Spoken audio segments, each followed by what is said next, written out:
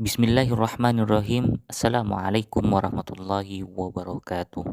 Selamat bergabung di channel Diva Diwanul Ilmi wal Fahmi, tempat belajar ilmu nahu dan sorof serta memahaminya secara ringkas dan jelas.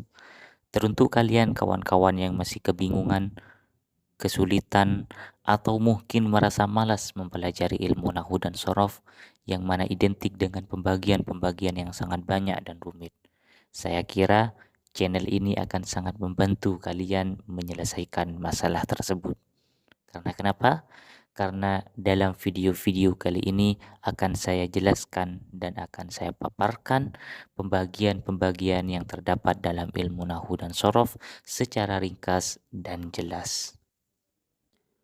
Oke, sebagai pengantar video kali ini, saya ingin menjelaskan secara umum pembagian-pembagian yang terdapat dalam ilmu nahu dan ilmu sorof, yang mana sering kita dengar dengan kalimat muqaddimah.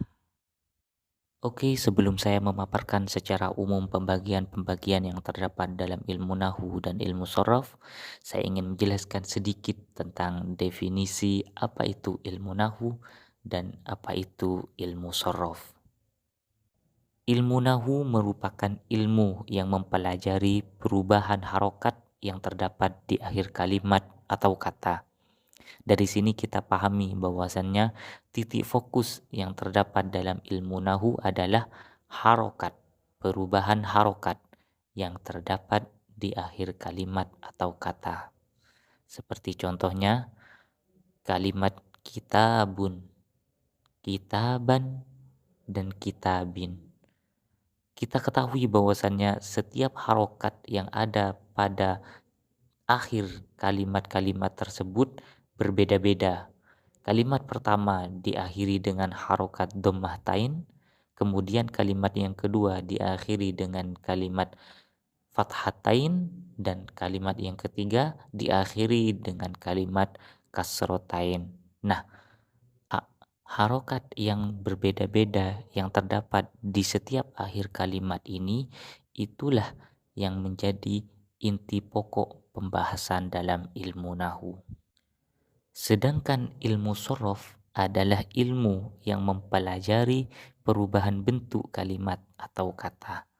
Nah, di sini kita ketahui bahwasannya inti pokok ataupun titik fokus pembahasan ilmu sorof itu adalah perubahan bentuk kalimat. Seperti contohnya, kataba, yaktubu, katibun, maktubun. Nah, setiap kalimat di sini memiliki bentuk yang berbeda-beda. Bentuk yang pertama berbeda dengan bentuk yang kedua, dan bentuk yang kedua berbeda dengan bentuk yang ketiga, dan gitu seterusnya. Nah, perbedaan-perbedaan bentuk dalam setiap kalimat itulah yang menjadi inti pokok pembahasan dalam ilmu sorof. Jikalau ilmu nahu membahas seputar tentang perubahan-perubahan harokat di akhir kalimat, maka ilmu sorof membahas seputar tentang perubahan-perubahan bentuk kalimat itu sendiri. Nah, dari kedua definisi tersebut dapat kita tarik kesimpulan bahwasannya persamaan pembahasan yang terdapat dalam dua cabang ilmu ini, yaitu ilmu nahu dan ilmu sorof, adalah bahwasannya sama-sama membahas tentang al-kalimat, yaitu ilmu nahu membahas tentang perubahan harokat akhir kalimat dan ilmu sorof membahas tentang perubahan bentuk kalimat. Untuk itu, sebagai pengantar video pertama kali ini, saya ingin menjelaskan dan memaparkan secara umum pembagian-pembagian kalimat yang terdapat dalam ilmu nahu. Secara umum, kalimat atau kata terbagi menjadi tiga. Yang pertama yaitu kalimat isim, yang kedua kalimat fi'il, dan yang ketiga kalimat huruf. Kalimat isim atau kata benda itu masih dibagi lagi, kurang lebih menjadi 4 bagian, Yang pertama yaitu min nahiyatil jinsi atau pembagian kalimat isim dari segi jenis. Kemudian yang kedua min nahiyatil bina'i, pembagian kalimat isim dari segi bina. Yang ketiga min nahiyati syakli, pembagian isim dari segi bentuk. Kemudian yang keempat yaitu min nahiyatil makna, yaitu pembagian kalimat isim dari segi makna.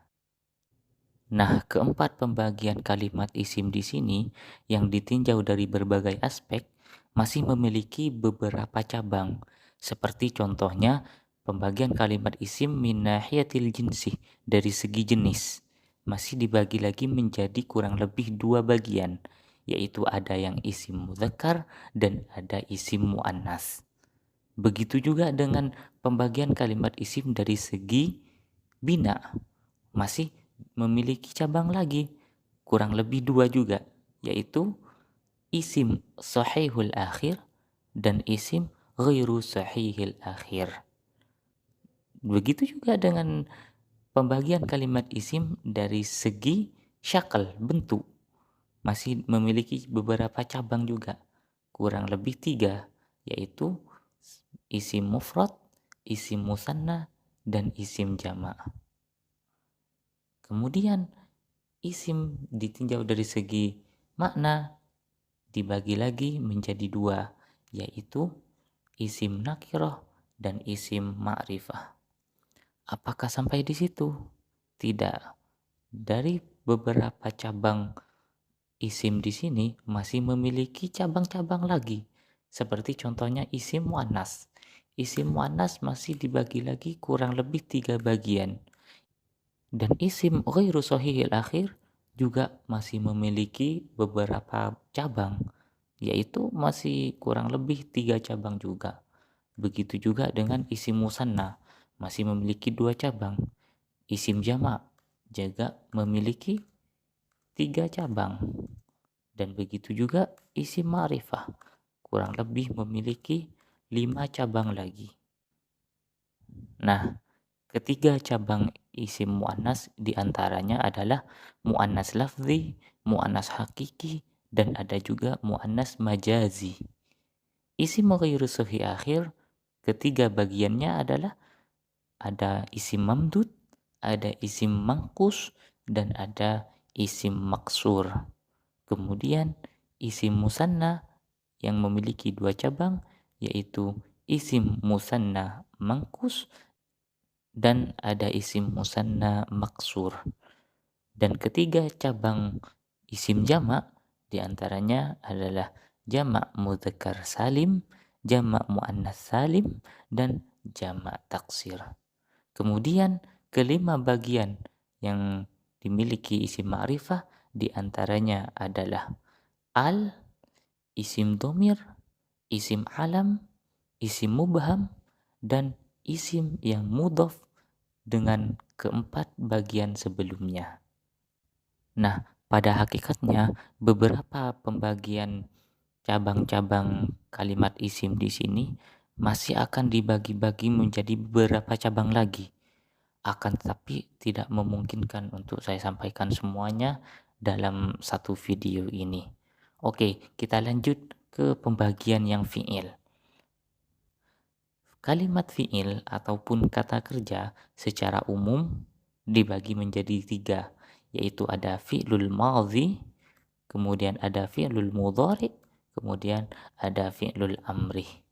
Nah, ketiga fi'il ataupun ketiga kata kerja di sini akan dibagi lagi menjadi kurang lebih 6 bagian.